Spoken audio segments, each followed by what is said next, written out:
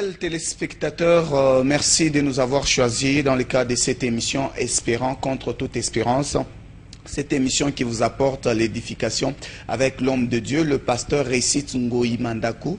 Il est pasteur visionnaire et fondateur du ministère international La Génération Joël. Avec lui, nous allons nous entretenir sur les 40 sources de tension dans le mariage. Il est conférencier motivateur, il prêche la bonne nouvelle. C'est avec lui que nous allons passer cette émission. Nous disons également merci à tous les internautes, les amis qui nous suivent à travers le monde de nous avoir choisis. Bonjour révérend pasteur Récit Ngoï. Bonjour Jacques.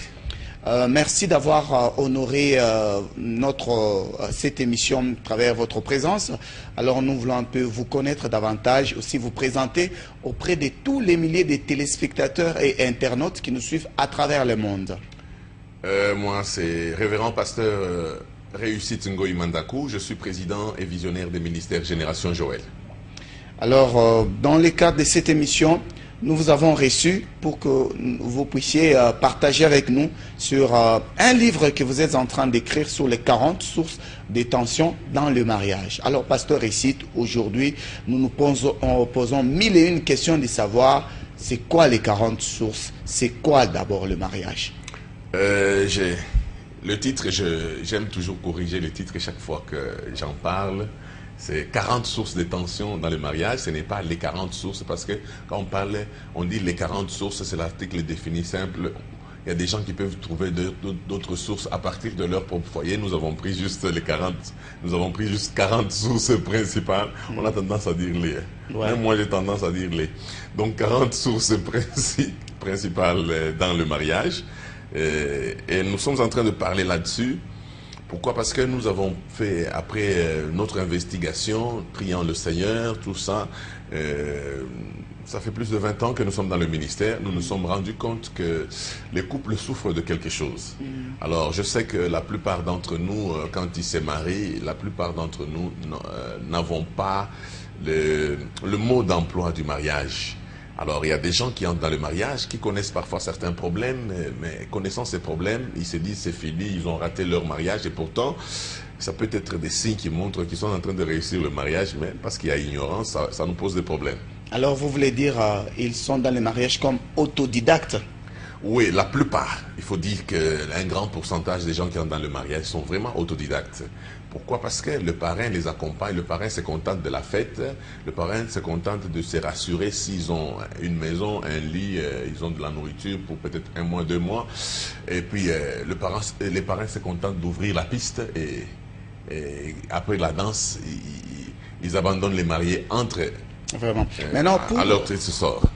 Alors, pour les téléspectateurs et les internautes qui nous suivent à travers le monde, pasteur Récit, ils veulent juste recevoir un peu de votre part l'objet, ce qui vous a plus amené à mener toutes ces investigations pour détecter les différentes sources qui affectent ou qui brisent la vie conjugale. Merci, Jacques. Tu sais, Jacques, quand les gens se marient, souvent quand nous avons des frères et sœurs ou des jeunes gens qui se marient, parfois ce sont des gens qui n'ont pas apparemment de problème.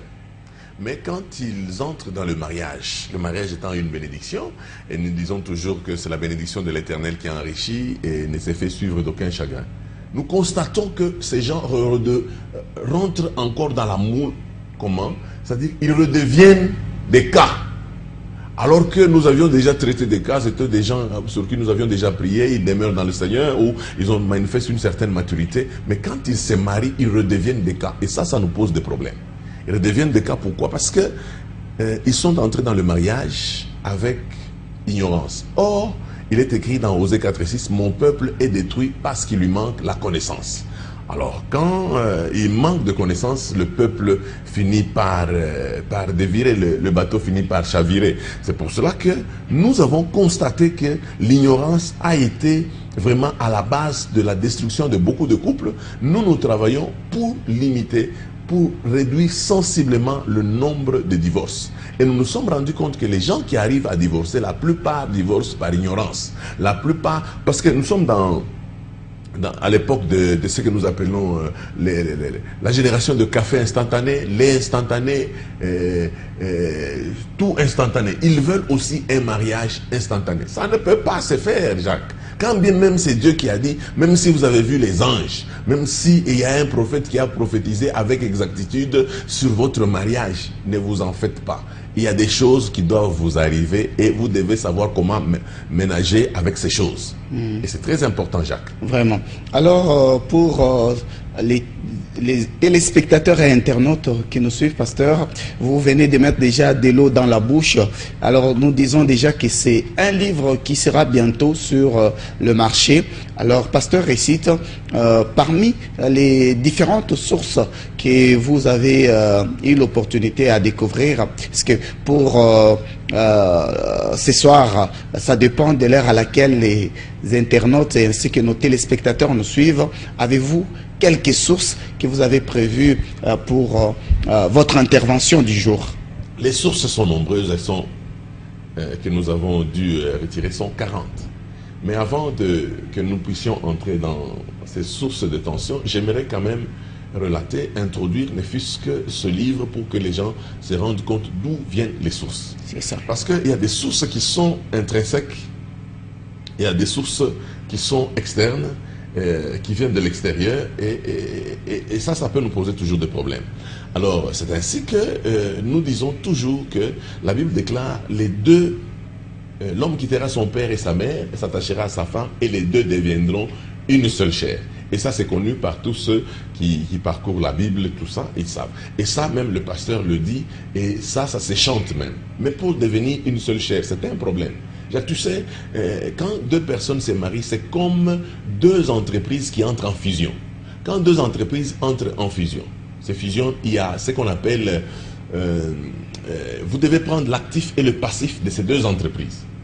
Il arrive qu'une entreprise avait une dette avant la fusion, c'est-à-dire que la dette là est transférée à l'entreprise naissante.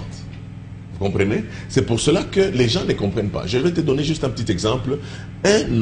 Un jeune homme de 30 ans qui épouse une fille de 25 ans. Chacun a un passé. Chacun a une histoire. J'aimerais juste peindre le tableau de celui qui se marie. Il est peut-être orphelin. Il a perdu son enfant, son père très jeune. Il a vécu avec sa mère. La femme peut-être a vécu avec les deux parents. Mais au village. Et celui qui est resté orphelin a vécu en ville. Grandissant, l'homme fait l'université. La femme ne fait pas l'université. La femme s'arrête peut-être à 6 ans post-primaire.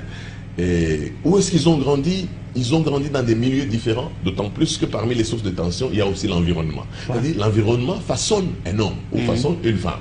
Alors, les deux environnements, sachez que ces deux environnements vont se rencontrer. Ces deux cultures vont se rencontrer. Ces deux éducations vont se rencontrer. Ces deux manières de voir les choses vont se rencontrer. C'est pour cela que nous disons que quand les gens se marient, et ils doivent attendre un jour pour célébrer. C'est quel jour? C'est le jour où ils ont leur premier problème. Dès que les gens se marient, nous attendons un jour. Quel est ce jour? C'est le jour où ils ont leur premier problème. Vous savez pourquoi? Le jour où ils ont leur premier problème, normalement, ils doivent acheter même à boire, à manger. Ils doivent fêter ce jour-là. Mais ça, c'est l'indépendance. Non, ils fêtent quoi? Ils fêtent quelque chose qu'il faut savoir. C'est qu'ils doivent savoir, c'est ce jour-là qu'ils vont découvrir qu'ils sont différents. Mais par contre, les gens commencent à pensent qu'ils commencent à échouer. Pourquoi? Parce que non, la femme ne me comprend pas, l'homme ne me comprend pas. L'homme veut comprendre la femme dans la tête d'un homme et la femme veut comprendre l'homme dans la tête de la femme. Surtout que les deux sont différents. Et c'est très important. C'est très important. La femme, quand elle regarde le monde avec une vision de femme. Et l'homme, quand il regarde le monde, l'homme regarde le monde avec une vision d'homme. C'est comme... le jugement, je peux dire qu'il est écrit pour l'homme et la femme que l'homme sera le chef de famille et tout ça, la femme sera soumise à l'homme et le mari va aimer la femme. Mais chaque fois qu'il y a un problème dans un couple, l'homme juge avec les yeux de celui qui est chef. Et la femme juge en attendant que l'homme l'aime et elle est soumise. Et ça pose toujours des problèmes. Ils n'auront pas les mêmes jugements. Mais par contre, je dis qu'ils vont célébrer ce jour. Pourquoi? Parce que ils doivent comprendre que la femme n'est pas, quand vous vous mariez, la femme n'est pas incluse dans l'homme ou l'homme inclus dans la femme. Non, c'est toujours deux parties qui restent, donc ils doivent faire une fusion pour être une partie. C'est-à-dire que quand vous vous mettez ensemble, regardez les richesses qui sont dans la femme, regardez les richesses qui sont dans l'homme. Mettez toutes les richesses ensemble et vous allez voir que ça ira. Le problème qui est là, c'est que quand l'homme se marie, il se dit je serai comme ça, je serai comme ça. Non. Normalement, quand quelqu'un veut se marier, il doit apprendre à cesser de dire je. Il doit apprendre à dire nous. Pourquoi? Parce que hier tu disais ma maison. Maintenant tu dois apprendre à dire notre maison, notre lit, notre télé. C'est une gymnastique. Hein? C'est pour ça qu'il y a des femmes qui disent oh, l'enfant vient de casser le verre d'autrui. Non, ce n'est pas le verre d'autrui, c'est votre verre. Et vous devez savoir protéger votre patrimoine. Or, c'est un exercice qui peut faire des années. Qui peut faire des années selon les cultures d'où nous venons. Il y a des gens qui se marient, peut-être ils sont de cultures différentes ou des races différentes. Mais, ça dit que nous lisons les choses pas en fonction de ce qu'elles sont. Nous les lisons en fonction de ce que nous sommes. Vous comprenez? Ouais. C'est-à-dire que quand un homme est en train de faire la vaisselle, quand vous lisez avec les yeux d'Afrique, c'est que cet homme est dominé par sa femme. Mais quand vous les lisez avec les yeux avec les yeux des occidentaux, ce n'est que normal. Un homme peut faire la vaisselle, où est le problème? Donc vous comprenez un peu, et c'est là que le bas blesse.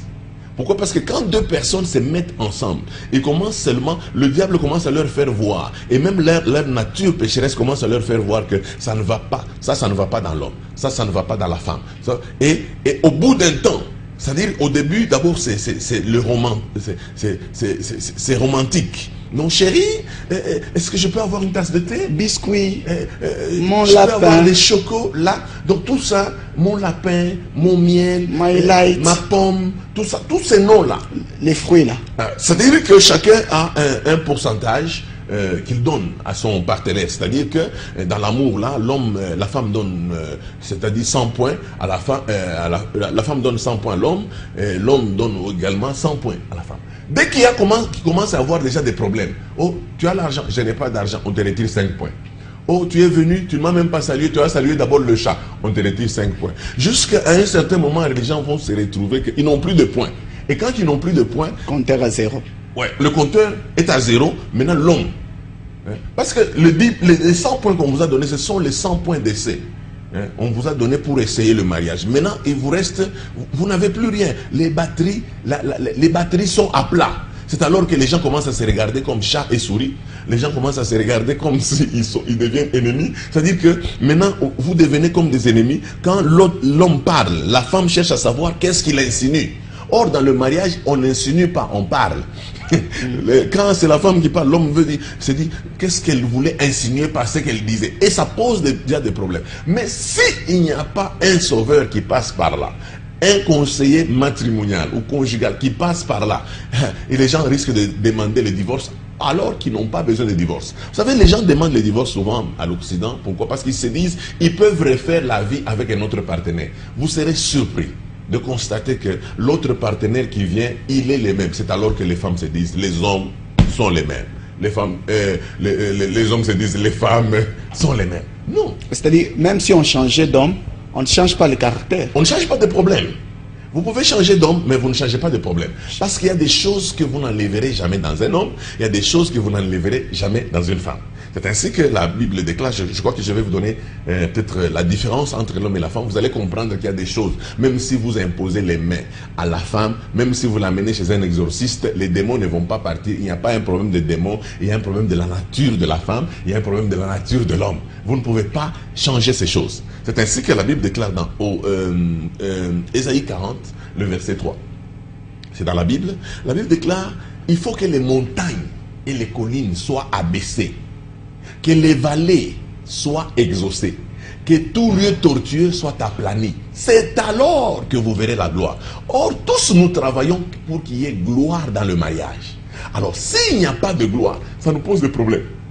Ça nous pose des problèmes comment? C'est-à-dire que nous sommes en train de constater, nous nous attendions à avoir la gloire, nous nous attendions à avoir l'amour, à être comprise, tout ça, à avoir un partenaire qui nous comprend dans le mariage, mais nous constatons que le partenaire n'est pas vraiment la solution à nos problèmes. Il vient de nous ajouter un problème supplémentaire sur ce qu'on avait déjà. Alors, les gens, ne comprenant pas les choses, ils commencent à s'apitoyer sur leur sort. Et c'est pour cela que je tiens, Jacques, à faire comprendre à tous nos bien-aimés, il est possible que votre partenaire ait un déficit. Il est de votre devoir de l'aider à combler ce déficit. Vous comprenez? Il est de votre devoir. Il est possible que votre partenaire est en l'air. Il est de votre devoir de l'amener à la taille suffisante, à la taille acceptable. Vous savez, il y a des gens qui sont vraiment en l'air. Ils sont des rêveurs.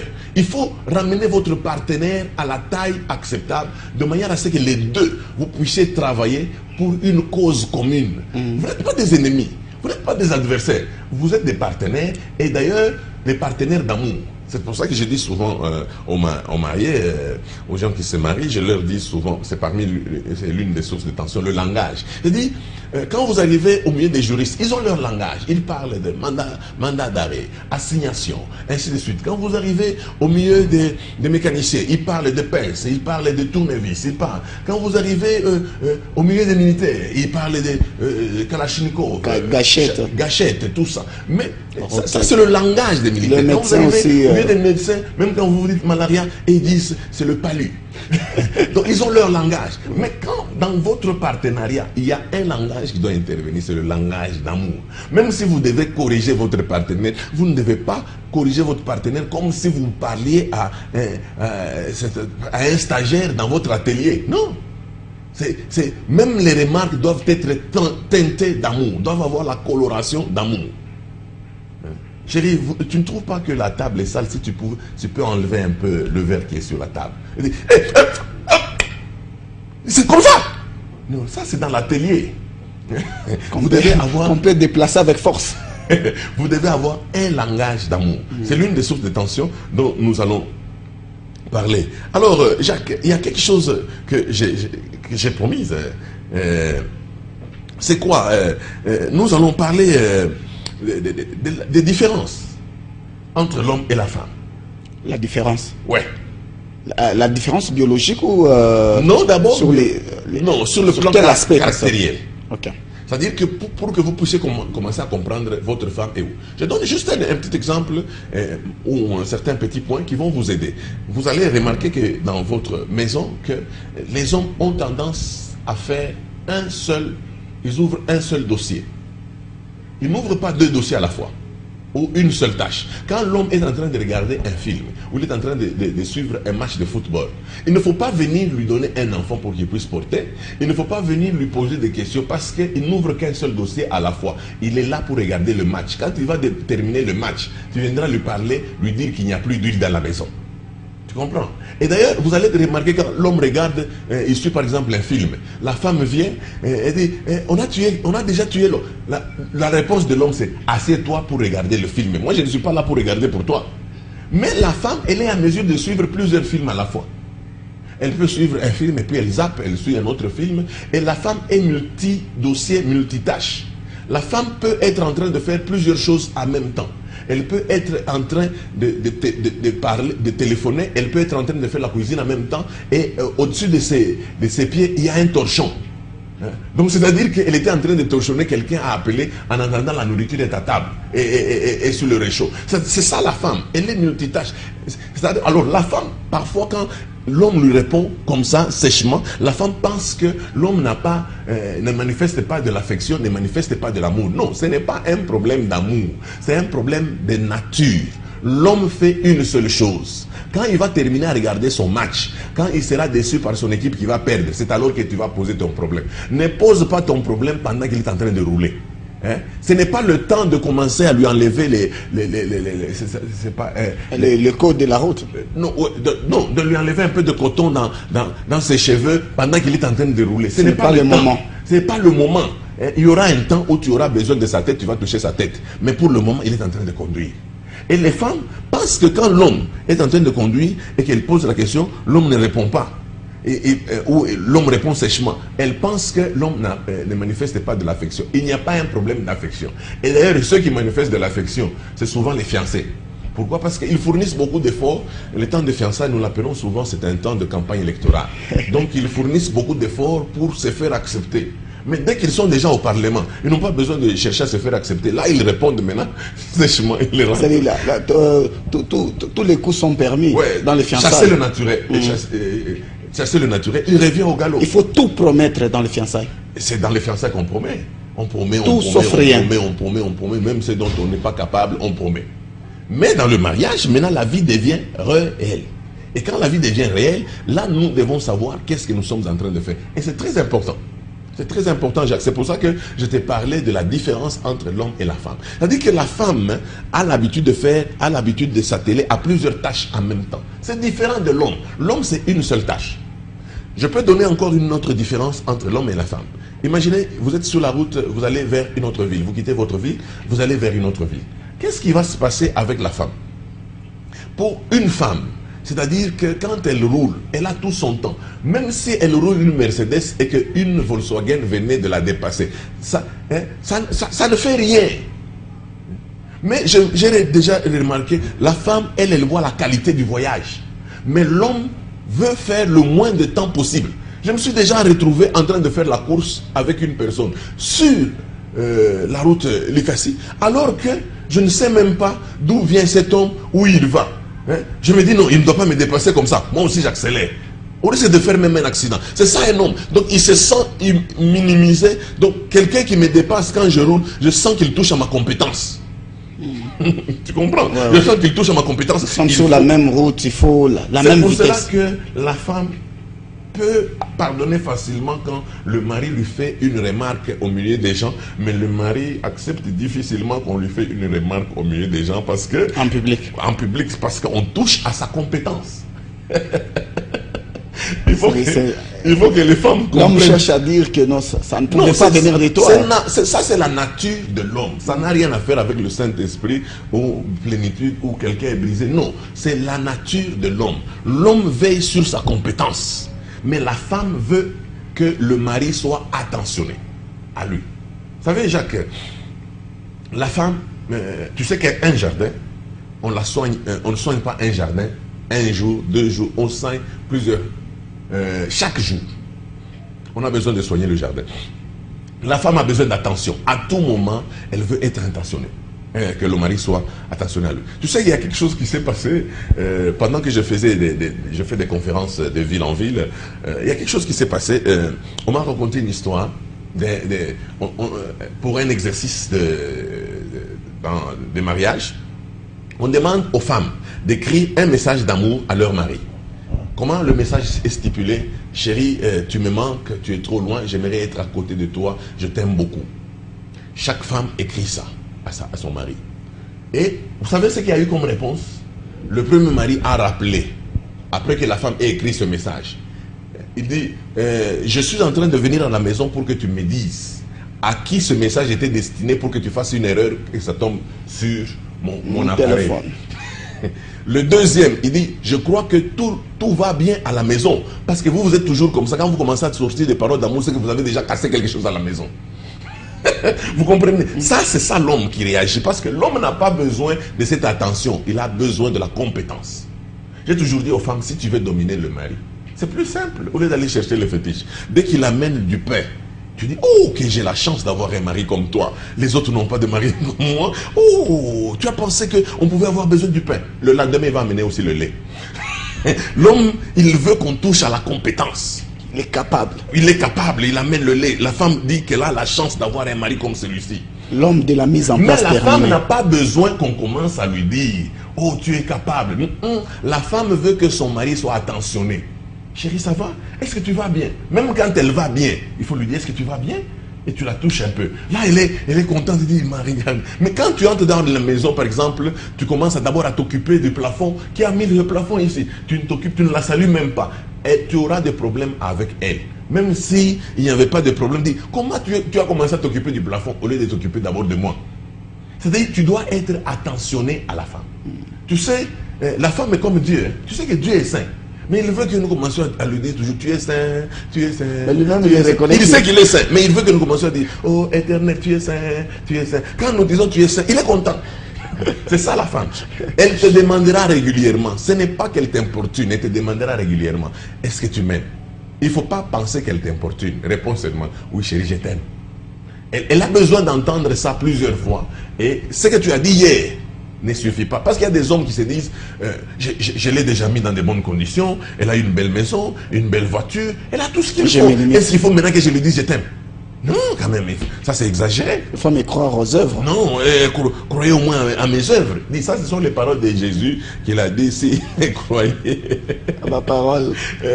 Croyez à mes œuvres. Non, le problème qui est là, c'est qu'il faut arriver à comprendre que les femmes fonctionnent différemment des hommes. Je lisais Gray ça me faisait rire. Il dit, vous savez, quand la femme a faim, les choses que la femme fait sortir de la bouche, il ne faut pas les considérer. Parce qu'il y a une substance qui est dans la femme. Quand elle a faim, ça touche le cerveau, elle peut déplacer les paroles. C'est pour cela qu'il faut fournir un effort pour ne pas maintenir la femme dans la disette ou dans la souffrance. La famine. Si elle est affamée, ça va poser des problèmes. Tu comprends? Regarde un peu à l'université, quand vous êtes à l'université, regardez, constatez à la pause combien de personnes, combien entre les hommes et les femmes, qui mangent. Vous allez constater que les femmes mangent.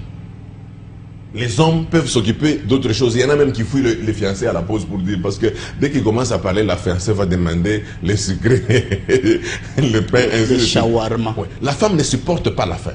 Et c'est comme ça que son corps est fait. Il ne faut pas dire non, il faut qu'elle supporte la faim parce que tu n'es pas en train de former un commando. C'est une femme. Donc, c'est-à-dire les substances qui sont dans son corps. Aujourd'hui, nous ne sommes pas en train de parler, nous ne sommes pas en pleine conférence. Sinon, je pouvais vous parler même de toutes ces substances. Il y a des choses que vous devez arriver à comprendre. Jacques, il y a des choses que nous devons arriver à comprendre. C'est quoi? La femme fonctionne avec plus de 60% d'émotions. Et l'homme fonctionne avec plus de 60% de raison. L'homme, c'est la raison. La femme, c'est l'émotion. C'est-à-dire que l'homme... la femme a l'intuition. Elle peut sentir un danger, mais n'a pas de raison. Elle peut te dire, mais ton ami là, je sens qu'il n'est pas honnête avec toi. Mais l'homme est en train d'attendre les raisons pour lesquelles il doit arrêter avec ce mari. Pourquoi? Parce que, et avec cet ami là, il veut des raisons. C'est ça l'homme, il veut une raison cartésienne. Il a étudié avec cet homme, il a fait l'école primaire, l'école secondaire. Il a même fait l'université avec cet homme. Ils n'ont jamais eu de problème. Mais quand la femme vient lui dire, non, cet homme, je le soupçonne, il doit être hypocrite. Mais l'homme ne sent rien. Il veut avoir des raisons. Mais la femme sent. Elle a une intuition. Elle sent qu'il y a un danger. Plus tard, tu donneras raison à la femme. Tu dis, mais toi, tu n'avais... la femme te dit, je t'avais dit, mais tu n'avais pas donné des raisons. Jacques, je veux éveiller un peu la conscience de tous les hommes et de toutes les femmes. Est-ce que vous savez que quand un homme a un agenda, elle veut courtiser une femme. Est-ce que tu sais qu'une femme sent? Les femmes qui sont en train de me suivre, je crois qu'elles vont me donner raison. La femme sent. Elle sent que cet homme est en train de venir. Même quand l'homme fait un peu de caprice, tu étudies où? Qu'est-ce que tu fais dans la vie? La femme sait que l'homme vient. La finalité. Oui, elle commence même à faire des caprices. L'homme peut acheter même à boire à tout le monde. La femme refuse de boire parce qu'elle sait que ce verre de terre, c'est pour me retirer de l'eau. Comme j'ai toujours l'habitude de dire, un verre de terre à l'hameçon, ce n'est pas qu'on manifeste de l'amour envers les poissons. C'est pour les retirer de l'eau. Donc ça dit, il y a des gens qui font des dons, Au fait, ce n'est pas parce qu'ils vous aiment, il faut qu'ils vous retirent de l'eau. Dès qu'ils ont réussi à couper le corps de résistance, ils agissent. C'est pour cela qu'une femme, quand elle me dit, non, j'étais seulement surprise, elle dit, tu mens. Parce que la femme sait sentir que l'homme vient. C'est parfois les hommes qui sont surpris, de constater qu'il est déjà entre les bras de la femme. Donc, pendant que la femme, elle peut, le même verset qui a été prêché, dit, mais Jacques, explique-moi un peu, c'était comment? Elle a déjà compris. Le problème, c'est qu'elle reste avec toi. Tu comprends? Le plus longtemps possible. Ouais. Une autre différence, nous n'avons pas terminé ça. Il faut que nous poussions les gens, pousser les gens à acheter le livre qui va sortir bientôt. C'est 40 sources de tension. Une autre différence, c'est quoi? L'homme, quand il veut résoudre son problème, quand il a des problèmes, il veut rester seul. Parfois, il y a des femmes qui disent, non, depuis qu'il est venu du boulot, il est au salon seul, il réfléchit, on dirait qu'il a des problèmes avec moi. Non, il n'a pas de problème avec toi, madame. il veut être seul et l'homme a été fait pour réfléchir et pour trouver des solutions à ses problèmes. Et c'est ça que nous devons arriver à connaître. Mais la femme, elle veut coûte que coûte partager. Elle peut avoir un problème si tu es arrivé, tu as dormi, tu pars directement au lit. Même si elle te voit bouger la nuit là, elle peut même te dire, ça va. Dès que tu dis ça va, elle bombarde son problème. Elle veut que vous puissiez partager parce qu'elle ne peut pas dormir avec son problème. L'homme peut rester, tu peux penser qu'il est devant l'écran. Il est en train de suivre les émissions à la télé. Il ne suit pas les émissions. Il est en train de chercher la solution à son problème. Alors, quand tu as posé par exemple le problème, tu dis non, nous avons un problème à l'école, on est en train de demander de l'argent, il faut payer le Minerval. Il a déjà entendu. Quand tu le vois seul, il réfléchit où il va trouver l'argent. Quand tu reviens pour dire, je crois que tu n'as pas oublié le problème, tu l'emmerdes. Et là, il va mal te répondre. Pourquoi? Parce qu'il est déjà dans un laboratoire en train de travailler pour voir où est-ce qu'il aura cet argent. Il va s'endetter auprès de son banquier et il ira chez un de ses amis et il va aller à la banque pour retirer de l'argent. Il réfléchit déjà sur ça. Mais pour la femme, c'est différent. La femme, même quand elle n'a pas de solution, la femme, quand elle pose son problème, elle n'a pas besoin toujours de solution. Non, non. L'homme, quand il pose des problèmes, il a besoin de solutions. Mais la femme, quand elle pose des problèmes, elle n'a pas seulement besoin de solutions, elle a besoin que vous puissiez partager. Partager ce problème. Même s'il n'y a pas de solution, partagez. Et c'est ça. Elle ne peut pas rester avec le problème seul. Alors, il y a des hommes, quand ils sont là, ils disent à la femme, non. Mais ça, c'est une question bête. Il n'y a pas de question bête dans le mariage. Réponds seulement, partage, discutez-en, tout ça. Même si votre enfant... Vous savez, il y a des femmes qui... Elles viennent là, elles te trouvent et disent, tu sais que moi, je n'ai jamais pensé que mes enfants peuvent... L'école secondaire ne vont pas étudier ici, ils vont aller en Europe. Alors que vous n'avez même pas de quoi... manger. Vous n'avez même pas de quoi nouer les deux bouts du mois. D'abord, le travail là que vous avez déjà des problèmes. Elle dit, non, moi je pense toujours que mes enfants vont étudier à l'étranger. Mais vous vous posez des questions, cet argent va trouver... Alors là, vous commencez à mal répondre. Tu vas trouver cet argent. Je t'ai toujours dit que tu n'es pas intelligente. Regarde mon salaire. Regarde, j'ai réfléchi comme ça. Regarde. Non, la femme, en posant ce problème, elle n'a pas voulu seulement que tu lui dises que les enfants vont étudier à l'université Harvard aux États-Unis. Elle a voulu seulement que vous puissiez partager. C'est tout. Ah non, toi tu trouves quel pays? La Belgique, non, moi je... Et l'Allemagne, tu ne connais pas. Les Allemands sont rigoureux. Les Allemands ont parfois des programmes de 12h02, 14h07, 16h17. Quand vous discutez là, elle est à l'aise. Je crois que nos internautes expérimentez seulement quand vous arrivez à la maison, votre femme vous pose un problème, bête soit-il. Discutez avec votre femme. Vous allez voir qu'elle va devenir un peu joviale, joyeuse, tout ça. Pourquoi? Parce qu'elle a partagé avec la personne qu'elle aime. C'est très important. Jacques, alors, quand vous regardez seulement les quelques points, si tu veux, je peux t'ajouter peut-être un dernier point qui n'est pas le dernier vraiment. Parce que... il y a la liste de sources de tension. Non, sur la liste des différences entre l'homme et la femme. Je vais t'ajouter quelque chose. Vous savez... les femmes ne s'habillent pas comme les hommes. Les hommes s'habillent avec raison, les femmes s'habillent avec humeur. Ça, c'est une chose qu'il faut savoir. Vous pouvez décider d'aller en week-end dans une autre ville avec votre femme. Pour dire, vous allez faire juste 2 jours. L'homme va prendre un jean, va prendre peut-être une veste, un costume, et puis il va prendre quelques petits accessoires, juste un petit sac. Mais vous serez surpris de constater que votre femme est en train de sortir de la maison avec un sac qu'elle tire. Vous dites, ce gros sac, pourquoi? On va faire seulement 2 jours. Il ne faut pas penser qu'elle a des démons ou qu'elle n'est pas intelligente. Non, elle est intelligente. Sauf que les femmes ne s'habillent pas seulement avec raison, elles s'habillent avec humeur. C'est ainsi que il est possible que la femme regarde dans la garde-robe et qu'elle puisse s'exclamer, je n'ai plus d'habits. Alors que la garde-robe est pleine.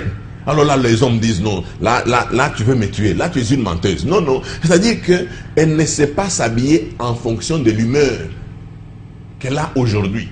C'est-à-dire, en amenant, même si vous allez faire 2 jours, en amenant le sac, elle se dit, je ne sais pas l'humeur que j'aurai quand il s'agirait de m'habiller le lendemain. C'est ainsi qu'elle a amené peut-être 6 habits, elle va choisir parmi les 6 habits. Vous comprenez? Et même si vous lui imposez les mains, même si vous chassez les démons, ces démons, il n'y a pas un problème de démons, c'est la nature de la femme, c'est la nature de l'homme. Alors, quand l'homme voit la femme, la juge avec les pensées de l'homme, ça pose des problèmes. Quand la femme juge l'homme avec ses propres pensées, sa manière de voir les choses, ça, il y a des problèmes. C'est pour cela que les deux ne sont pas appelés à se superposer, ou l'un n'est pas appelé à avaler l'autre ou absorber l'autre, ils sont appelés à se compléter.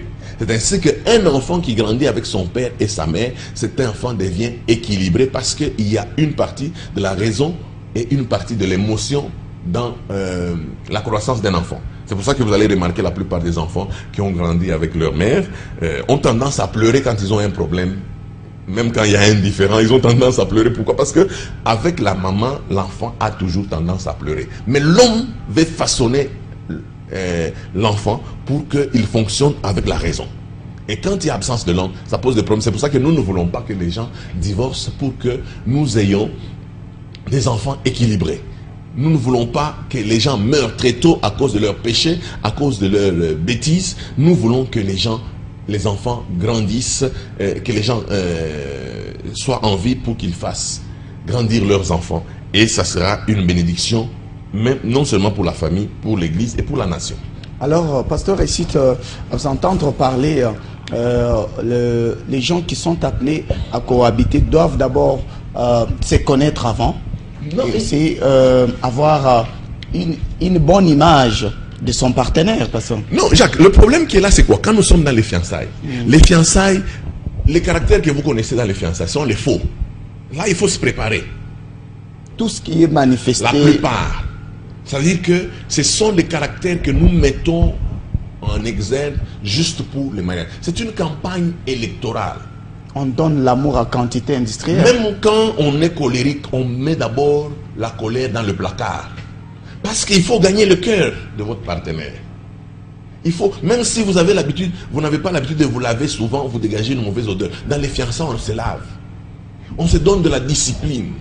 On ne va pas visiter sa fiancée d'une manière désordonnée. Quand votre fiancé vous appelle, vous ne venez pas en désordre. Vous mettez le bon parfum, vous mettez la belle robe, vous vous amenez là comme une poupée. Mais c'est seulement quand vous êtes déjà au Parlement, quand vous avez déjà été voté, vous êtes au Parlement, que la nature maintenant sort. Et quand vous constatez cette nature sortir, il ne faut pas dire que votre femme vous a escroqué ou votre mari vous a escroqué. Il n'y a pas un problème d'escroc. Ou soit vous êtes trompé d'adresse. Ou vous êtes trompé d'adresse. Non, la nature vient de sortir maintenant. Et vous devez travailler pour affronter votre problème. Et c'est là qu'intervient ce verset qui dit, il faut que les montagnes soient abaissées. Il y a des gens qui paraissent polis alors qu'ils ne le sont vraiment pas. Ce sont des impolis. Mais pour certains, ils disent que non, j'ai gâché mon destin, ce n'est pas lui l'homme de ma vie. D'ailleurs, quand je l'ai rencontré, j'ai reçu autant de rêves, autant de paroles d'encouragement. Non, Jacques, tu sais quoi? Tous, quand nous nous sommes mariés, chacun avait des rêves. Mais quand nous sommes entrés dans le mariage, nous nous sommes rendus compte que ce n'était que des rêves. Vous savez pourquoi les gens se trompent? Parce qu'ils regardent souvent les films. Ils sont dans un monde de cinéma. Dans le monde de cinéma, c'est là où on dit, chérie, oui, Annie, oui, pomme, amène-moi un verre de thé. Non, une tasse de thé, un verre d'eau froide. Volontiers, chérie. Ça, c'est dans le film. Et d'ailleurs, la plupart des acteurs de cinéma ont déjà raté leur mariage. Donc, ce qu'ils font là, c'est du blabla. Mais le mariage, c'est la vie réelle. Et là, vous vous affrontez à des caractères. C'est-à-dire, vous venez d'une famille où vous avez vu votre père. Quand il a des problèmes avec votre mère, ils se mettent ensemble, ils dialoguent. Mais la femme vient d'une famille où le père, quand il y a des problèmes, le père gifle, il frappe. Ce sont les bagarres et les injures. Parce qu'il y a des hommes, quand il veut parler de sa femme, on dirait que c'est un professeur de zoologie. Donc tous les animaux de la forêt, là, il les associe à sa femme. Bête, guénon, macaque, guépard, kangourou, tout. Donc pourquoi? Parce qu'il a hérité ça de son père. Bonobo. C'est-à-dire que d'abord quand nous vivons, le premier mariage qui entre dans notre subconscient, c'est le mariage de nos parents. Ça c'est le premier mariage qui entre dans notre subconscient. C'est-à-dire que si pour résoudre les problèmes dans leur foyer, les parents se battaient, vous allez aussi vous battre sans fournir des efforts. Si pour résoudre le problème, votre père avait l'habitude de corrompre votre mère avec un cadeau, sans le vouloir, vous allez aussi amener des cadeaux. Vous comprenez? Et ça, c'est le premier. C'est pour cela qu'un autre livre qu'ils sont en train d'écrire, c'est les moules de la société. C'est-à-dire que la manière dont vous êtes en train, la moule dans laquelle sont formés les enfants est très importante. C'est là que nous parlons d'une autre source de tension, l'environnement dans lequel l'enfant grandit, dans lequel l'enfant se développe. Ça vaut. Les gens qui ont grandi, par exemple, dans certains quartiers, vous sentez qu'ils ont, ils ont tendance à résoudre leurs problèmes avec la bagarre. Mais il y a des gens qui grandissent dans certains quartiers où ils ont tendance à se défendre avec les mots. Vous comprenez? Mais avec la tête. Il est possible que les deux partenaires viennent de deux quartiers différents. Et ça peut nous poser des problèmes. Et c'est ainsi que nous devons avoir l'humilité de savoir reconnaître que non, dans notre foyer, moi je viens d'une famille où nous avons grandi vraiment mal, nous sommes des impolis dans notre famille, et ma femme vient d'une famille où les enfants ont été bien éduqués. Pourquoi ne pas prendre une grande partie de l'éducation de la femme et donner ça aux enfants? Parce qu'il y a les valeurs et les antivaleurs. Si je constate que dans la famille de mon épouse, il y avait beaucoup de valeurs, et moins d'antivaleurs, pourquoi ne pas nous appuyer là pour prendre les valeurs? Vous comprenez? Je donne un exemple. Mes enfants vont, par exemple, dans ma famille, on les surnomme toujours gazelle, tout ça. Et les enfants rentrent en train de pleurer. Mais quand ils vont dans la famille de mon épouse, dès qu'ils arrivent là, on les fortifie. Toi, tu iras loin. Toi, tu es un champion. Il y en a même qui rentrent avec des noms, champion, vainqueur, tout ça. Et les enfants, quand on dit, non, vous irez chez vos grands-parents du côté paternel, les enfants commencent à pleurer. Le problème, c'est quoi? Il y a beaucoup d'antivaleurs. Nous voulons que nos enfants grandissent avec les valeurs. Alors, nous devons faire tout de manière à sélectionner les valeurs. Or, il est possible que les valeurs soient dans la famille de votre femme. Mais prenez les valeurs. Prenez les valeurs. Où est le problème? Il y a des gens qui viennent d'un déficit. Peut-être l'homme, le mari a étudié, a fait des grandes études. La femme n'a pas beaucoup étudié. Pourtant, vous l'avez aimée. Elle a aussi cotisé de sa beauté. Vous l'avez aimée parce qu'elle était belle. Parce qu'il n'y a personne qui est inutile.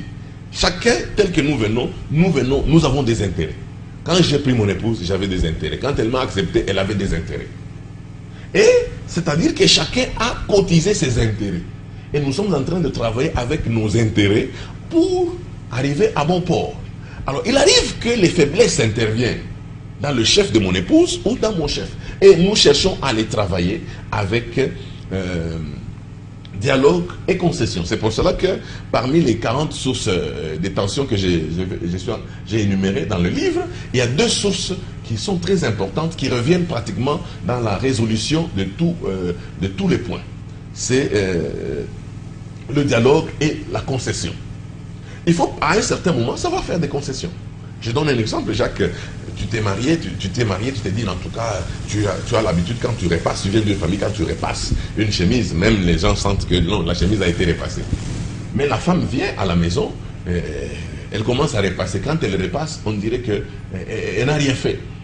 Et tu as parlé, tu lui as appris comment il faut repasser. Elle n'apprend toujours pas très vite. Jacques, tu peux faire une concession pour dire, au lieu que je commence à gronder, parce que tu vas finir par crier, gronder, tu vas finir par aboyer. Au lieu que tu aboies, autant tu te dis, mon chéri, quand tu commences à préparer, tu me prépares, tu fais la lessive, tout ça. Moi-même, je veux m'occuper pour repasser mes habits. Là, vous réduisez. C'est-à-dire que vous faites une concession. Il est possible dans un foyer que quelqu'un d'entre vous deux soit dépensier. Il est possible que des deux, vous vous convenez dans une concession, un dialogue. Après dialogue, vous faites une concession pour dire, chérie, je voudrais que toi, tu t'occupes de la gestion de notre argent parce que moi, je suis dépensier. Et c'est possible. Libéral. Hein. Non, ce n'est même pas libéral. Libéral, c'est une vertu. Mais dépensier, c'est un vice, c'est un défaut. Il y a des gens qui sont l'une des sources de tension. Donc, je suis en train de citer certaines sources de tension sans le vouloir, mais parce que le livre est déjà dans ma tête. Vraiment. Il y a des gens qui ont une culture d'apparat. Qu'est-ce qu'on appelle apparat? C'est-à-dire qu'ils veulent que les autres sentent qu'ils sont là. Même quand ils n'ont pas de moyens, ils peuvent s'endetter pour que les autres sentent qu'ils sont là. Et ça, ce n'est pas bon. Tu peux faire souffrir ton foyer. Il y a des gens qui sont mécaniciens, ils sont maçons, ils n'ont pas assez de moyens, mais ils veulent s'habiller comme des banquiers. Ils veulent s'habiller comme des patrons. Quand ils s'habillent là, ils disent, je suis toujours chic. Mais mon frère, tu es un mécanicien. Les vestes là, ce n'est pas pour les mécaniciens. Vous comprenez? Donc c'est-à-dire que tu es mécanicien, mais tu veux t'habiller comme, je peux dire quoi, comme un mannequin. Non, Jacques. Tu vois, c'est pour ça que je te dis que le jour où nous allons commencer à parler, ou ceux qui vont commencer à lire le livre, ils vont commencer à se rendre compte que les sources de tension sont là. Et tu m'avais posé la question de savoir si on pouvait, si tu rentres toujours avec ta question là-bas, si on pouvait citer les sources de tension. Même 3 sources pour donner un peu, mettre de l'eau dans la bouche, dans les chefs des téléspectateurs qui nous suivent de partout et téléspectatrices, et surtout nous pensons également à tous les internautes qui continuent à manifester leur attention à cette émission, espérant contre toute espérance. Dans cette émission Espérance contre toute espérance, nous tenons à expliquer à nos internautes et à nos téléspectateurs qu'il y a quelque chose qu'ils doivent savoir. Je cite juste l'une des sources de tension, la non-compréhension de nos différences. Quand vous n'arrivez pas à vous rendre compte que vous êtes différent de votre épouse. Je me rappelle, une femme était venue me voir. Non, mon mari est comme ça, il ne comprend pas. Mais tel que je te vois, toi tu es un peu, tu es clairvoyant, tu comprends les choses. Mais mon mari ne comprend pas. Je dis, ton mari ne comprend pas ces choses parce qu'il est différent de toi. Toi, tu les comprends, c'est suffisant. Amène cette compréhension dans le couple. Lui aussi va amener ce que toi, tu ne comprends pas. C'est tout. Les femmes veulent que leur mari comprenne les choses comme elles les comprennent. Que leur mari fasse les choses comme elles le font. Non, toi, fais les choses comme tu les fais. Que le mari complète ce qui manque. C'est très important. Si vous ne comprenez pas que vous êtes différent, vous allez vous brouiller, vous qui mettez de l'ordre dans la maison. Continuez à mettre de l'ordre dans la maison. Votre femme a grandi peut-être dans une maison désordonnée où n'est pas méticuleux. C'est-à-dire la notion de chaque chose à sa place. Ouais, il faut que chaque chose a sa place et chaque place a sa chose. Elle n'est pas méticuleuse dans les éléments. Mais vous, vous êtes méticuleux. Mais contribuez avec votre méticulosité si ça existe dans le foyer. Pourquoi vous devez être tous méticuleux? Qu'est-ce que vous voulez dire par là, pasteur? C'est-à-dire que si vous êtes très ordonné, amenez cet ordre. Mettez des choses en ordre dans la maison et elle va vous aider avec ce que vous n'avez pas. C'est très important. Il ne faut pas toujours se plaindre sur son caractère. Non, il y a des caractères qui ne vont pas changer. Mais comment vivre avec ça? C'est comme le sida. Maintenant, on commence à nous dire, d'ailleurs, d'abord, on cherchait les médicaments contre le sida. Maintenant, ce qu'on nous apprend aujourd'hui, c'est comment vivre avec le sida. Donc c'est la même chose, hein. On peut vous dire comment vivre avec le caractère de votre épouse. C'est possible, je vois des pasteurs qui divorcent, tout ça. Je vous dis, ce sont des erreurs. Non, la femme que tu vas prendre, ça sera trop tard que tu puisses dire les femmes sont les mêmes. Une des sources de tension, la non-compréhension de nos différences. C'est une des sources de tension parmi les 40, la non-compréhension de nos différences. C'est-à-dire, il est possible que vous ayez une manière de faire les choses et que votre femme ait une autre manière de faire les choses. C'est-à-dire que vous êtes différents l'un de l'autre. Ça peut vous aider dans le foyer, au lieu de commencer à vous quereller pour dire non, j'ai pensé que tu allais faire ça. Non, toi qui penses, pense et fais-le. Il ne faut pas penser que votre épouse va le faire alors que vous savez ce qu'il faut faire. Même la Bible déclare, si tu connais le bien à faire et tu n'arrives pas à le faire, tu commets un péché. C'est-à-dire qu'il y a des choses que vous pouvez faire parce que vous en avez les capacités et l'habileté. Mais ne demandez pas à votre femme de faire ou à votre mari de faire ce que vous pouvez faire. Il est toujours possible que la femme ait une touche dans les affaires. Et que le mari, demain, vous avez un problème, peut-être il vient d'être licencié, tout ça, de là où il travaillait, et que vous avez la possibilité de faire les affaires, vous tenez le taureau par les cornes avec l'argent que vous avez de compte final, vous commencez à travailler, ce n'est pas une opportunité pour vous de dominer votre mari ou de l'écraser, non. C'est-à-dire que chacun cotise les capacités qu'il a. Si vous prenez cet argent, vous donnez à votre mari pour qu'il commence à faire les affaires, il n'a jamais fait les affaires même en songe. Vous voulez lui donner cet argent, c'est pour qu'il dilapide ça. Alors, les deux, quand vous vous mettez, les projets échouent faute d'une assemblée qui délibère. Mais quand vous êtes ensemble, vous parlez, vous allez évoluer et vous allez produire. Et c'est très important. Il est toujours possible que la femme ait des capacités que vous n'avez pas et que vous puissiez avoir des capacités qu'elle n'a pas et que vous puissiez les mettre ensemble. L'union fait la force. Et soyez une équipe, c'est ça. La Bible nous dit, l'homme quittera son père et sa mère. Malheureusement, il y a des gens qui n'ont jamais quitté leurs parents, mais qui se sont mariés. Ils sont encore, leur maison devient comme une extension de la maison de leurs parents. Il y a une autre source de tension que nous avons, et d'ailleurs ce sont des sources de tension qui interviennent, comme je l'ai dit, pour réparer toutes les sources de tension. Là, c'est dialogue et concession. Nous devons avoir des concessions. Vous savez, dans une concession, qu'est-ce qui se passe? Il est possible que toi tu saches repasser. Tu sais repasser, tu sais, et que ta femme, depuis que tu lui apprenais à repasser, elle ne sait pas repasser. Il est possible que tu lui apprennes à repasser et que dès que tu te rends compte que jusque-là, même si elle saura repasser dans 5 ans, mais jusque-là, elle ne tient pas. Mais faites vos habits seuls. Vous pouvez faire une concession pour dire, au lieu que je commence à gronder, je commence à crier jusqu'à ce que je commence à aboyer. Non. Vous commencez à repasser vous-même pour éviter les problèmes. Parce que mais il y a certains hommes qui disent, si je l'ai mariée, elle est là pour ça. Je ne peux pas encore non, Jacques, vouloir combler à la place. Mais Jacques, tu vas finir par aboyer. Parce que même quand tu feras tout, elle ne saura pas. En fin de compte, qu'est-ce qui va se passer? Elle risque de louer des services qui risquent de vous coûter trop cher. Vous comprenez? Qui risquent de vous coûter trop cher alors que vous ne savez pas d'abord nouer les 2 bouts du mois.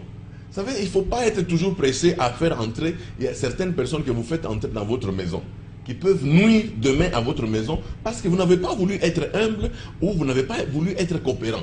Et c'est un problème très sérieux. Il y a une autre source de tension que je peux prendre ici, c'est le langage. Quel est je ne sais pas si j'ai déjà cité le langage. Quel est le langage que vous avez dans le couple? C'est envers votre partenaire. Envers votre partenaire. Il y a des maris, il y a des femmes qui tiennent, quand ils tiennent un langage envers leur partenaire. Vous n'avez pas affaire à un foyer, vous avez affaire à un atelier entre un mécanicien et un stagiaire. Vous avez affaire à l'armée. C'est pour cela que je dis souvent aux maris que nous devons faire attention, les maris et les femmes. Nous devons faire attention. Vous devez savoir vous êtes où. Et vous êtes loin de quelle onction, vous avez quelle capacité. Quand vous êtes général, vous êtes colonel dans l'armée, pas dans le foyer. Hein? Il y a des gens, parce qu'il est militaire, il fait grandir les enfants comme s'ils sont des militaires. Est-ce que ce sont les nouveaux recrues que Dieu t'a donnés pour que tu les formes à devenir militaires? Non. Vous êtes militaire là-bas. Hein? C'est pour cela qu'il y a des gens, même avec leur femme, au lit, il veut que sa femme commence à l'appeler. Oh, son excellence, tu m'as tiré le drap. Non. Son excellence, c'est là-bas, quand tu es ministre. Oh, honorable, pousse un peu cette oreille. Oh, bishop, honorable, tu de l'éternel. Tu n'es pas honorable au lit. Tu n'es pas loin de l'éternel au lit. Là, tu es mari, tu es femme. Tu comprends? Même tu es si touchable. Toi, la femme, tu es PDG dans une entreprise. Il ne faut pas dire, attendre que la femme commence, le mari commence à dire, son éminence, est-ce que tu peux me donner un verre d'eau froide? Non. Là, c'est dans le couple, c'est dans le mariage, c'est en famille. En famille, il y a une autre relation qui est différente de là où tu viens. Alors, vous voulez dire, pasteur, que la position sociale ne peut pas influencer sur les langages dans un foyer? Non, quand vous êtes dans le mariage, c'est autre chose. Vous devez avoir un langage d'amour et une considération de partenaire. Même avec les enfants, vous n'êtes pas leur directeur, vous êtes leur père. Préfet des disciples. Un jour, je me suis retrouvé avec mon enfant, j'étais sur le tapis, j'ai joué avec mon enfant au salon. Et il y a une soeur qui est passée par chez moi, elle dit, c'est pas possible. Le révérend, il dit, je suis révérend pour vous, je ne suis pas révérend pour les enfants. Je suis leur père et ils sont mes enfants. Ils ont besoin de cette chaleur parentale. Ne privez pas mes enfants de leur chaleur parentale à cause de vos galons. Non. Mon épouse ne peut pas être privée de l'affection de son mari à cause des titres. Les titres là-bas. Mais quand je suis dans mon foyer, je sais comment me comporter. Et ça pose aussi des problèmes. C'est une source de tension, Jacques.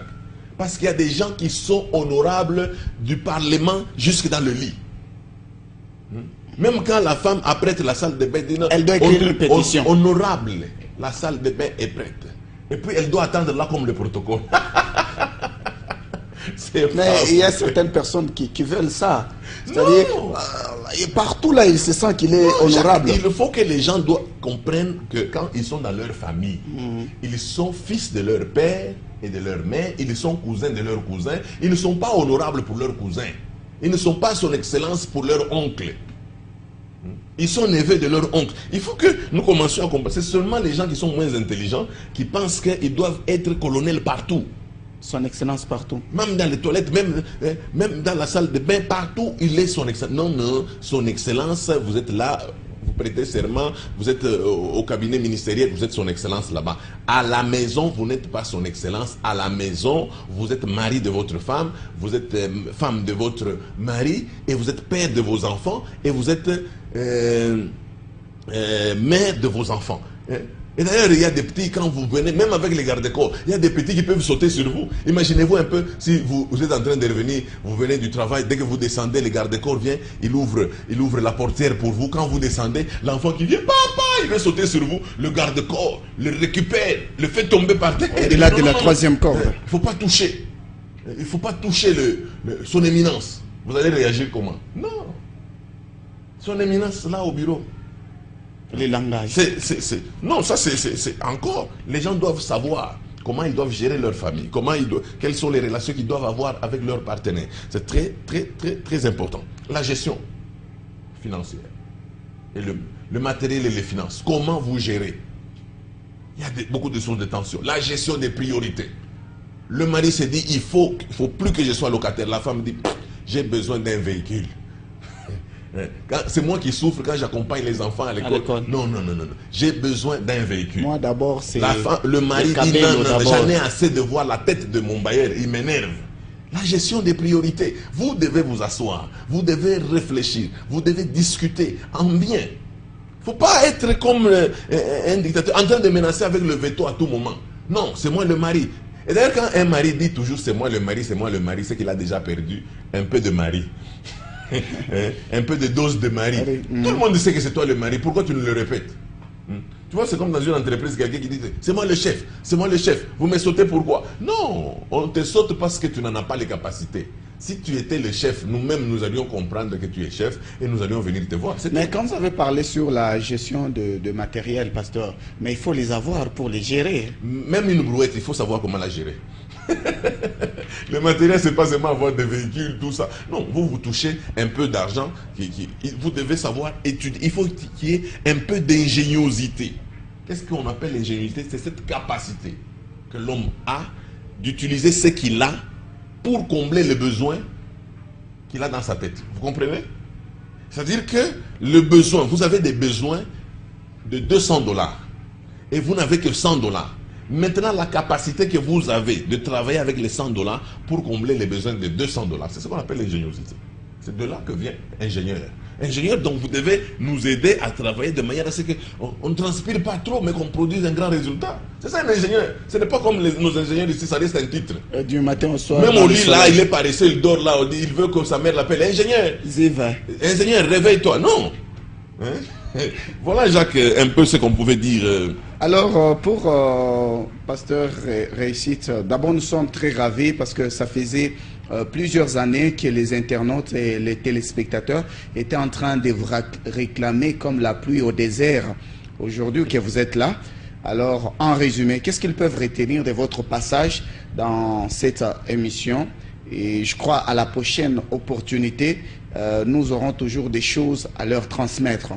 Ce qu'ils peuvent retenir dans cette émission, c'est ça. Les deux personnes, quand ils se marient, doivent se considérer comme deux entreprises qui entrent en fusion. Et quand les deux entreprises entrent en fusion, vous devez prendre l'actif et le passif de ces deux entreprises. Quand vous prenez votre partenaire, j'aime souvent quand vous achetez un véhicule d'occasion ou un appareil d'occasion, j'aime souvent ce qui est sur le contrat. L'acheteur accepte le véhicule dans l'état où il est. Ça, j'aime.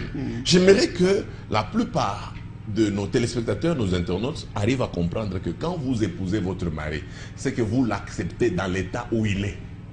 Il ne vient pas de naître. Il a eu un parcours, il a eu les hauts et les bas. Mais acceptez-le parce que vous avez décidé de l'épouser. Acceptez-le ou acceptez-la dans l'état où il est, où elle est. C'est très important. Et quand vous vous mariez, sachez que les choses ne vont pas être en rose le même jour. Vous avez des caractères différents, vous venez des milieux différents, vous avez vécu dans des environnements différents, vous avez des goûts différents. Mais parce qu'il y a des gens qui veulent que, comme lui, il mange telle nourriture, il veut que sa femme mange cette nourriture, sinon elle est dépensière. Extensionniste. Non, non. Donc, vraiment, il veut que la femme touche dans l'assiette là où il touche. Ce n'est pas ça. C'est-à-dire que vous vous mariez, vous avez des goûts différents. L'autre peut vouloir le piment, le chili, l'autre ne veut pas de piment. Ne vous en faites pas, vous avez des goûts différents, vous avez des arrière-plans différents. Maintenant, quand vous vous mettez ensemble, si vous n'avez pas de problème, je vais dire que vous n'êtes pas normal ou l'un de vous est hypocrite. C'est pour cela que Jacques, il y a des gens, même à la 3e année, la femme craque. Pourquoi elle craque? Parce qu'elle a essayé de jouer au théâtre pendant des années. Maintenant, la nature remonte, chasser le naturel. Il revient au galop. Vous comprenez? C'est pour ça que l'homme vient et dit non, on était bien avec elle, mais je ne sais pas si quel genre d'amis. Non, non, elle a supporté, maintenant elle vient de craquer. Ou soit le mari a supporté, il vient de craquer. C'est-à-dire que nous devons travailler sur nos caractères. Nous devons travailler sur notre manière de voir les choses. Nous devons travailler sur nos relations, de manière à ce que nous puissions rester ensemble. Et d'ailleurs, dès que vous réussissez à niveler le terrain, dès que vous réussissez, comme je l'ai dit au début dans Ésaïe 40, le verset 3, il faut que les montagnes et les collines soient abaissées, que les vallées soient exaucées, que tout lieu tortueux soit aplani. C'est alors que vous verrez la gloire de Dieu. Si vous réussissez à combler les vallées, si vous réussissez à tailler les montagnes, si vous réussissez à aplanir les lieux tortueux, vous allez expérimenter ce pourquoi Dieu a dit il n'est pas bon que l'homme soit seul. Je lui ferai une aide semblable. C'est pourquoi Adam a fait le premier poème cette fois-ci. Comme pour dire toutes les fois, ce n'était pas encore. Cette fois-ci, c'est la chair de ma chair, os de maison. Et ça sera, vous serez une bénédiction, non seulement pour vous, mais pour vos enfants, vous serez une bénédiction pour votre entourage, pour votre église, pour votre pays, pour le monde entier. Parce que les gens viendront tirer de la sagesse auprès de vous. Là, vous pouvez être qualifié pour être parrain. Pas comme le parrain qu'on voit pour cotiser de l'argent pour le mariage, non. Merci beaucoup, pasteur Récit Ngoï. Nous disons que vous êtes président et fondateur du ministère international La Génération Joël. Vous êtes pasteur, conférencier, motivateur, conseiller conjugal. Et aujourd'hui, vous avez édifié des milliers de gens à travers le monde. Nous demandons à tous les internautes ainsi que les téléspectateurs qui nous ont suivis de partout, les contacts de l'homme de Dieu sont affichés au bas de votre écran à travers tous les réseaux sociaux. Vous pouvez les retrouver. Il est partout et il est disponible pour partager avec vous votre expérience. Ne soyez pas autodidacte au moment où les outils sont à votre portée. Restez fidèle à ce programme. Vous ne serez jamais déçus. Prenez le contact de l'homme de Dieu. Maintenant, entrez en contact, appelez-le et il va vraiment vous aider. Au revoir.